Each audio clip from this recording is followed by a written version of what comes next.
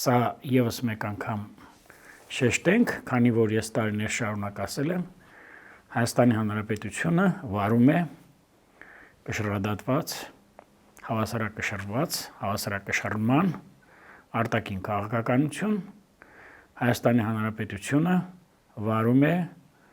բազմավեկտոր արտաքին քաղաքականություն, չվնասելով որևէ ընկերոջ, թիրախ չդարձնելով որևէ երկիր դրական առումով կամ որևէ երկրի բացասական առումով։ Մեծ հաշվով այսպես էլ պետք է լիներ։ 2018 թվականի Թավշյա ոչ բռնի ժողովրդական հեղափոխությունից հետո աշխարհի ընկալումը գերտերությունների աշխարհակենտրոն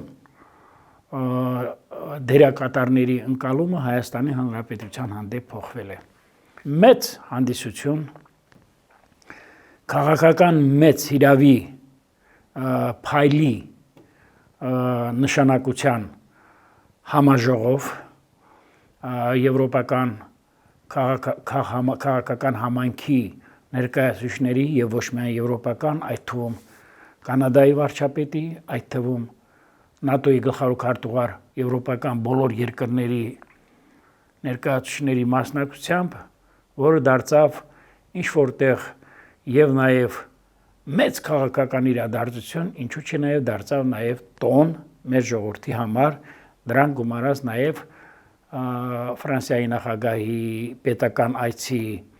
զուգադիպումը դրա հետ, այնուհետև այցը Գյումրի։